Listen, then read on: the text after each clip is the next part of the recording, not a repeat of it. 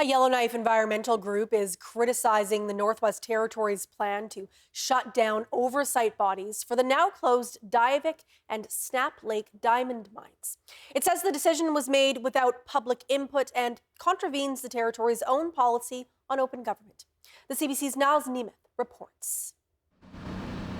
A spokesman for Alternatives North says it is the wrong time to be shuttering the independent boards which keep an eye on developments at Diavik Diamond Mine, owned by Rio Tinto, and De Beers Snap Lake Mine. We disagree with the minister's decision. We think this was part of the original social license for these mines to go ahead and should remain in place until the mines are right through final closure, accepted, they're relinquished back to the government, and then I think it's okay to let up. But before that, not a good idea. Environment and Climate Change Minister Jay McDonald recently made the decisions. As a result, the board which oversees Diavik is to be wound down by March of next year.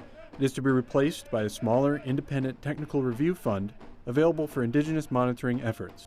The wind-down decision comes as the mine, which ended production earlier this year, moves into the latest stage of remediation, filling 3 large open pits with water from Lac de Gras over the next 6 to 12 months.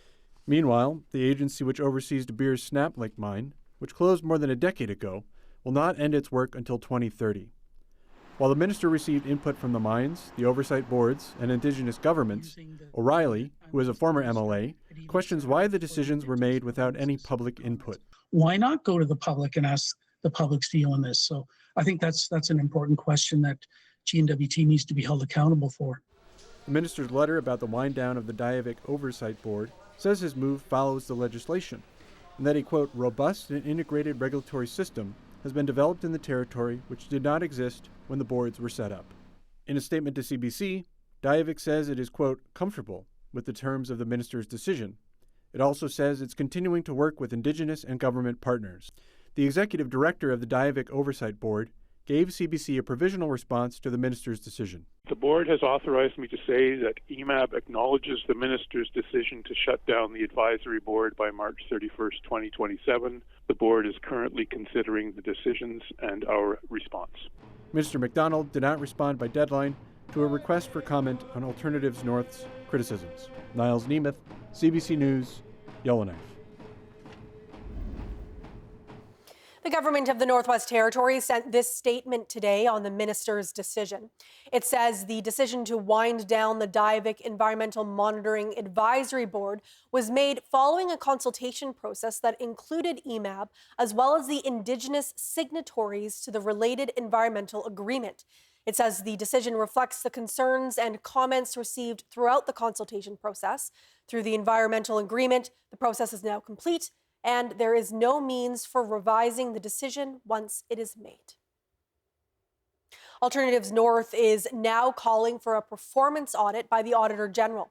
In an interview with the CBC's Shannon Scott, Kevin O'Reilly questioned the timing of shutting down the oversight boards.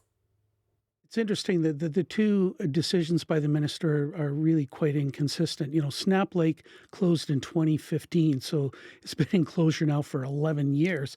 Yet that body's going to remain in place for another 3 years.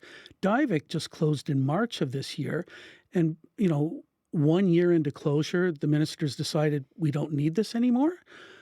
That's not a good thing. What happens if there's some kind of undetected or unanticipated thing that takes place, or who's really watching this? Sure, there's a land and water board in place, and we have lots of confidence in what they're going to do, but who's there to watch government? And I think that's probably one of our biggest concerns, is shutting this down before as Diavik gets into closure. Why not at least keep it in place for 5 years or something to make sure that the post-closure monitoring results are what they're supposed to be? But to shut it down within a year of closure, not a good idea. And when it comes to the Auditor General, the performance audit that you're calling for, what would you hope to see there? We think it's time that they look at the resource management that's taken place under devolution. N.W.T got tens of millions of dollars added to their budget to manage resources. And do they actually spend that amount of money on resource management? And are they doing a good job? We think it's time that be looked at.